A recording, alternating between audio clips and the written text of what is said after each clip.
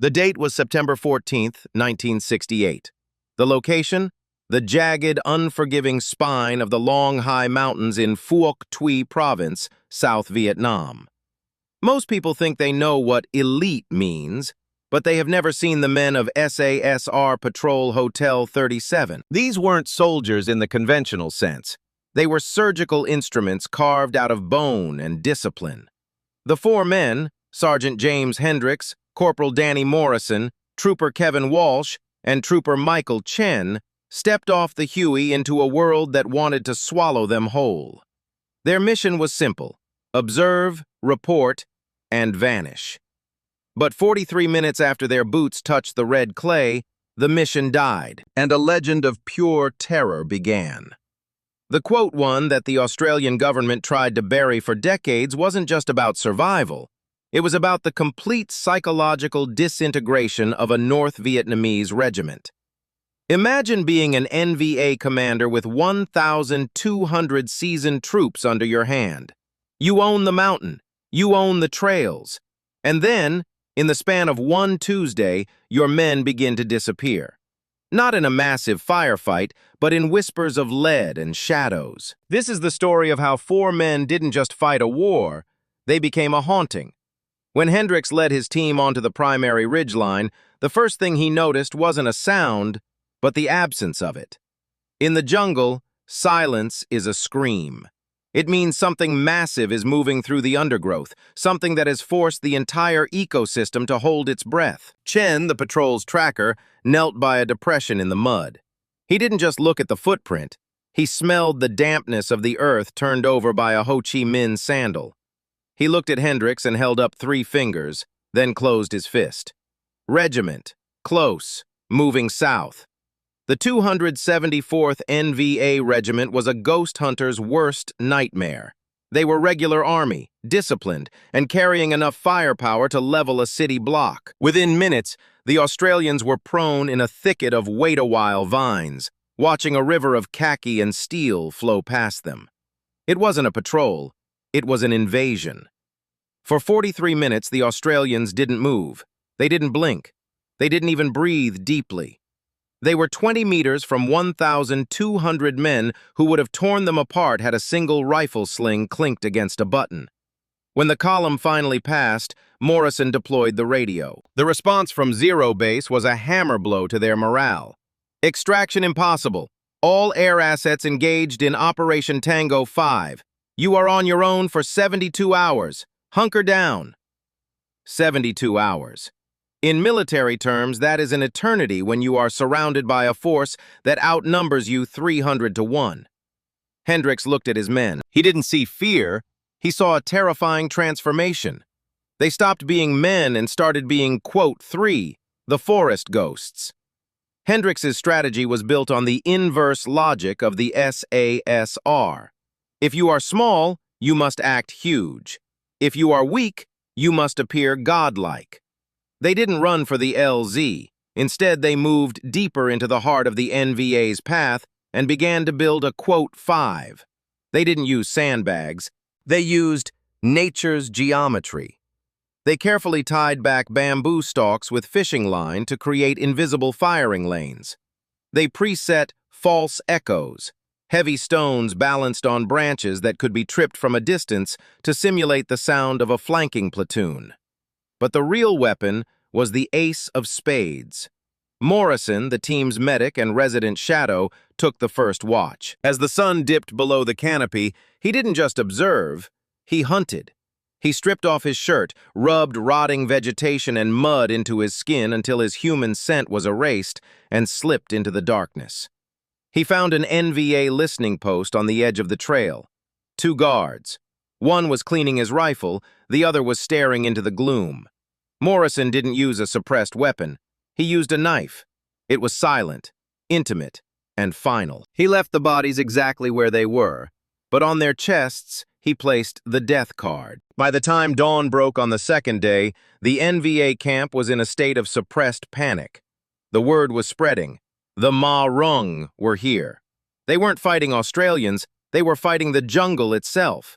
The NVA commanders, desperate to regain control, ordered a systematic sweep of the ridge. They didn't realize they were walking into a masterclass in defensive terror. The first contact on day 2 happened at 6:15. An NVA scout team of 6 men moved off the trail, heading directly for the Australian apex position. Hendricks waited until they were 15 meters away. At that range, a rifle isn't a weapon. It's a point-blank execution tool. The L1A1 SLR barked twice. Morrison and Walsh followed with controlled 3-round bursts.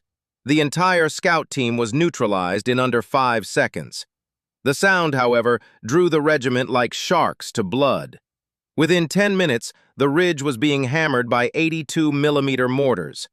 The Australians didn't stay to be pulverized. They used cyclic displacement.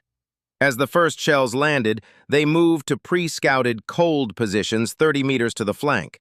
When the NVA infantry charged the smoking craters where the Australians had been, Walsh's machine gun opened up from a completely different angle. The NVA were caught in a L-shaped ambush they never saw coming. They died in the mud, confused and terrified, while the ghosts slipped away into the green once more. The ridge, previously a sanctuary of emerald shadows, had become an altar of endurance. By 1400 on the second day, September 15th, the 4 men of Hotel 37 were operating in a state that SASR training specifically cultivated, a zone where physical exhaustion is sublimated into hyper-focused lethality. They had not slept in 36 hours. Their water bladders were nearly empty, and the air was a thick, stagnant soup of cordite, rotting vegetation, and the copper tang of blood. Hendricks had positioned Walsh and Chen on the eastern flank, covering a narrow defile that the NVA was using as a secondary approach. Morrison, the medic, was monitoring the main trail, while Hendricks coordinated their movement from a central apex position. They were no longer a 4-man patrol, they were a collective consciousness, a single organism built for survival through deception. The NVA commanders, humiliated by the loss of their scout team, made a classic tactical error born of frustration. Instead of a slow, methodical sweep, they launched a hasty assault. A full platoon, 40 men, came charging up the slope, firing wildly, their war cries echoing off the limestone cliffs. It was a tactic designed to overwhelm a conventional defensive line through sheer aggression and momentum. Against 4 SASR operators in prepared positions, it was suicide. "Wait for it!" Hendricks's voice cracked over the internal comms. "Chen, Walsh, trip the false echoes!" Walsh pulled a length of fishing line rigged to a heavy branch 40 meters to their flank. The branch snapped, sending a shower of rocks and debris cascading down a scree slope. To the charging NVA platoon, it sounded like a full Australian platoon was maneuvering to their rear. They hesitated, their aggressive momentum shattering in a split second of indecision. That single second was all the Australians needed. Hendricks opened fire with his L1A1 SLR, the 7.62mm rounds tearing through the lead NVA squad with point-blank precision. Morrison followed, working his suppressed Sterling submachine gun in deadly, intimate 2-round bursts, targeting the NVA squad leaders and radio operators. Walsh and Chen, from their flanking positions, crossed their fields of fire, creating a deadly L-shaped kill zone. The NVA were caught in the open, trapped between the false echoes to their rear and the ghost fire from the ridge. The assault collapsed in less than 20 seconds. The NVA fled, leaving 18 bodies sprawled in the mud. The silence that followed was even more terrifying than the firefight. The NVA survivors could be heard whispering in the undergrowth, their terror palpable. They hadn't seen their attackers. They had only felt the lead. The NVA regiment now knew exactly where the Australians were. The next assault wouldn't be hasty. It would be deliberate. And it would be massive. Hendricks knew they had minutes to prepare. "Shift! Displace to Delta fallback! Move, move, move!" They used their scent doctrine in reverse. As they moved, Chen, the tracker, carefully placed Ace of Spades cards on the NVA bodies near the trail. Morrison threw a handful of CS gas pellets into a thicket of wait-a-while vines. knowing the wind would carry the gas into any NVA unit trying to use that flank. They didn't just run, they constructed a psychological minefield. When the heavy mortar barrage finally began, obliterating their previous position in a concussive storm of high explosives and red dust, the Australians were already 50 meters away, nestled in a natural defile behind a cluster of massive limestone boulders. The steep slope behind them offered a final, desperate escape route down the mountain, but for now, they would hold. The NVA then brought up their heavy weapons. For 3 hours, the ridge was saturated by a relentless rain of B-40 rocket-propelled grenades and 12.7 millimeter heavy machine gun fire. The jungle was systematically shredded. Bamboo was reduced to toothpicks. The very air was a thick gray cloud of pulverized rock and cordite. The Australians pressed themselves flat against the ground, using the inverse slope of the defile for protection. This wasn't a fight. It was suppression. The NVA was trying to pin them in place, while another element maneuvered to flank them. Hicks, peering through a small gap in the limestone, saw the movement developing. Approximately 30 NVA soldiers were moving through the jungle to the north, trying to get above the Australian position. If they succeeded, they would have a clear field of fire down into the defensive defile. They would be trapped in a kill zone with no escape. "Walsh, Chen!" Hendricks snapped. "Shift fire to the north! Trap that flanking unit in the open! Now!" Walsh swung his light machine gun around, bracing it against a boulder. He opened fire in sustained, cyclic bursts. The heavy 7.62 millimeter rounds tore through the dense vegetation and flesh with equal efficiency. The NVA flanking element was caught exposed on a slope with no cover. Walsh walked the fire through their formation, walking the rounds forward, then backward, a devastating scythe. The flanking assault shattered. Bodies tumbled down the slope. The survivors broke and ran, but the frontal suppression continued unabated. The NVA was pouring thousands of rounds into the ridge, trying to kill through volume what they couldn't through tactical maneuvering. The Australians were pinned, unable to return effective fire. Pinned meant vulnerable. The NVA company commander, seeing his chance, ordered a synchronized assault. They were coming from the front, from the flank, and from below. This was the moment that mathematics said Hotel 37 should die. Hendricks made the call that would define the final hours of the engagement. They would stop trying to act like a conventional platoon. They would become the forest ghosts. The ridge was no longer a piece of geography. It had become a psychological meat grinder. By the dawn of the third day, September 16th, the 4 men of Hotel 37 had moved beyond the limits of human physiology. Their eyes were sunken, rimmed with the red salt of sweat and dust. Their hands were steady only through the sheer iron force of will. They had reached a state of tactical transcendence, where every sound in the jungle, every shifting shadow, was instantly categorized as a threat or a distraction. The NVA 274th Regiment had reached its own breaking point. They had lost nearly 2 companies in their attempts to take a single, nameless ridge. The rumors among the North Vietnamese regulars had solidified into a terrifying certainty. They weren't fighting Australians. They were fighting Ma Rung, vengeful spirits of the forest that could not be killed by lead. To the NVA privates, the Ace of Spades cards found on their dead comrades weren't just markers, they were curses. Hendricks knew the final push was coming. At 5:30, the sky didn't turn blue, it turned orange. The NVA had brought up a battery of 82 millimeter mortars and several recoilless rifles. For 40 minutes, the ridge was subjected to a __0_. The concussions were so intense that blood began to seep from Walsh's ears. They didn't huddle in the center of their perimeter. Instead, Hendricks had them move to the danger close zone, the very edge of the slope, almost touching the NVA's jumping-off point. They were so close to the enemy that the mortar shells were overshooting them, exploding behind them in their old positions. When the barrage lifted, the NVA launched the human wave. Over 100 soldiers rose from the undergrowth, bayonets fixed, screaming in a desperate attempt to drown out their own fear.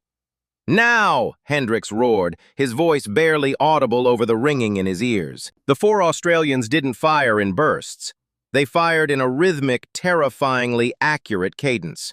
Walsh, his machine gun barrel smoking, carved through the center of the wave. Chen and Morrison took the flanks, their rifles working like metronomes of death. This was the _quote _4_, a technique where four men synchronize their reloads and fire rates so that there is never a gap in the lead curtain. The NVA soldiers at the front of the wave didn't just fall, they were pulverized. The momentum of the 100-man charge hit an invisible wall 15 meters from the Australian holes. The sheer violence of the defense was so concentrated that the NVA soldiers in the second and third ranks tripped over the mounting piles of their own dead.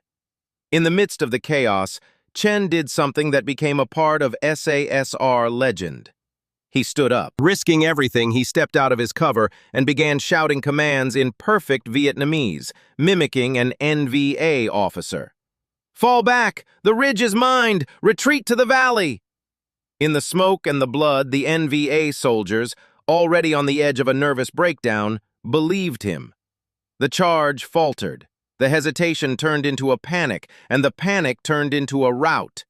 The invincible 274th Regiment turned and fled down the mountain, leaving their wounded and their honor behind. At 10:45 hours, the distinct heavy whop-whop of Huey rotors cut through the humid air.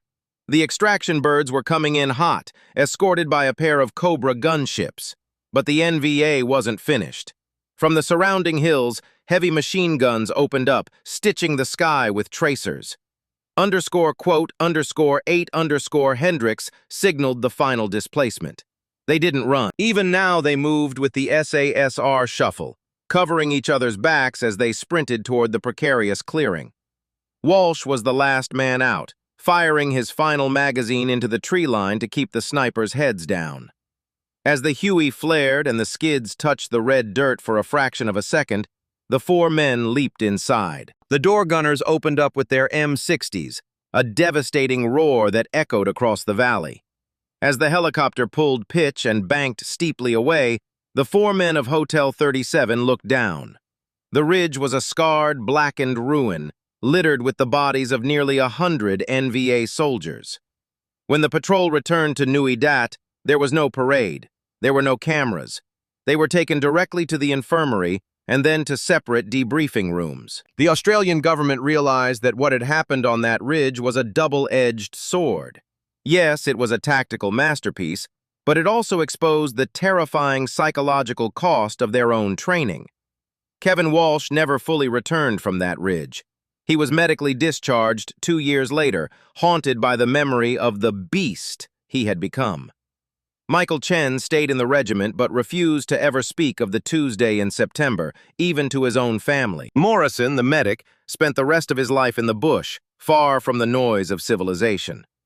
James Hendricks, the man who had orchestrated the nightmare, was the only one who remained in the public eye, though he kept the secret of Hotel 37 for 37 years.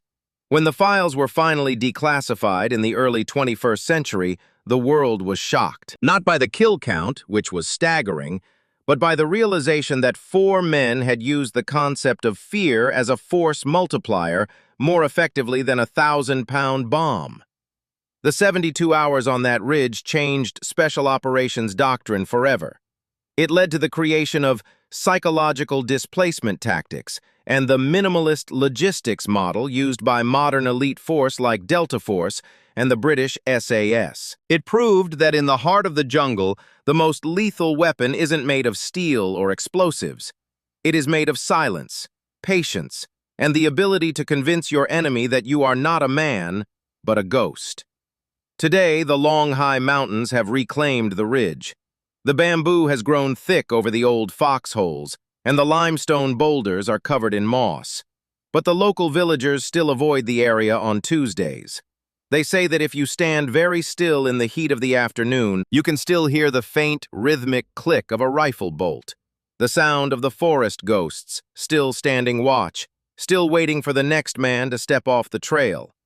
Hotel 37 proved that when the alternative is death, a human being can become something far more terrifying. They didn't just survive, they rewrote the manual on human limits. They were 4 men, 72 hours, and an entire regiment. And they were the only ones who walked away. When the patrol returned to Nui Dat, there was no parade. There were no cameras. They were taken directly to the infirmary and then to separate debriefing rooms. The Australian government realized that what had happened on that ridge was a double-edged sword. Yes, it was a tactical masterpiece, but it also exposed the terrifying psychological cost of their own training. Kevin Walsh never fully returned from that ridge. He was medically discharged 2 years later, haunted by the memory of the beast he had become. Michael Chen stayed in the regiment but refused to ever speak of the Tuesday in September, even to his own family. Morrison, the medic, spent the rest of his life in the bush, far from the noise of civilization. James Hendricks, the man who had orchestrated the nightmare, was the only one who remained in the public eye, though he kept the secret of Hotel 37 for 37 years. When the files were finally declassified in the early 21st century, the world was shocked. Not by the kill count, which was staggering, but by the realization that 4 men had used the concept of fear as a force multiplier more effectively than a 1,000-pound bomb. The 72 hours on that ridge changed Special Operations doctrine forever. It led to the creation of psychological displacement tactics and the minimalist logistics model used by modern elite forces like Delta Force and the British SAS. It proved that in the heart of the jungle, the most lethal weapon isn't made of steel or explosives. It is made of silence, patience, and the ability to convince your enemy that you are not a man, but a ghost. Today, the long, high mountains have reclaimed the ridge. The bamboo has grown thick over the old foxholes, and the limestone boulders are covered in moss. But the local villagers still avoid the area on Tuesdays.